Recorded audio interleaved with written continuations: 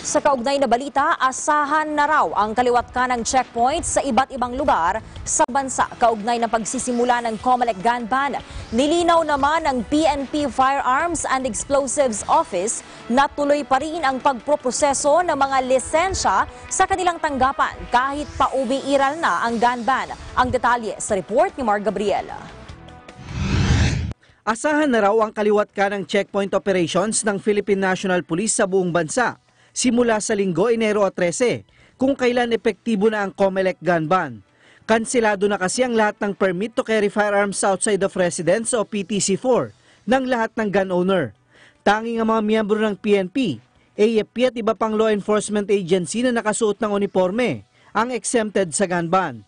Absuelto din daw sa gun ban ang mga pribadong individual o mga politiko na makakakuha ng exemption sa COMELEC.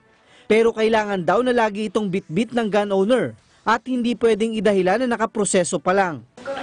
Under process does not guarantee na meron kang na you already enjoy the carrying of firearms kung under process, hindi pa siya guarantee. Kaya paano kasi kung na-deny, di ba? Ang mga mahuhulihan ng baril, maaari raw maharap sa kasong illegal possession of firearms at paglabag sa Omnibus Election Code.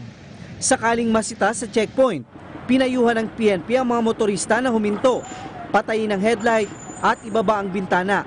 Hindi raw obligado na bumaba sa sasakyan at may karapatan din daw ang mga motorista na tumangging buksan ang compartment ng sasakyan. We have different situations. Kung nakita mo, medyo galaw, kahina-hinala. Let's leave to the judgment of the personnel detail doon. Kasi for example, hindi mo nga nakita siya in plain view doctrine, but obviously, you see the body language, may halatang tinatakpan doon sa kanyang paanan o you can always ask. Kaya nga nandun din ang ating COMELEC. Ang lehitimong checkpoint daw ay dapat nasa maliwanag na lugar, may pulis mobil, may maayos na signage, naka-uniforme ang mga pulis at pinamumunuan ng opisyal ng PNP. Dapat daw ay may kasama ring kinatawan mula sa COMELEC. Samantala, nilinaw naman ng FEO na kahit umiiral ang gun ban, ay tuloy pa rin ang pagproseso nila sa mga lisensya ng baril, expired na LTAP at PTC-4. Let's say nag-expire lang yung license mo ng firearm, you can proceed with the processing of firearms kasi wala naman movement of firearms. Yun namang LTOP mo, kung nagpaso rin ito, katawan mo lang yung dadalhin mo dito sa neuro and drug test, and then all other requirements are just uploaded. So there is no movement of the firearm itself.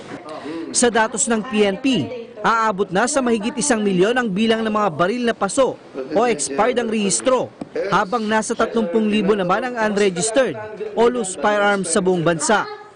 Para sa Eagle News, Mark Gabriel, I am one with 25.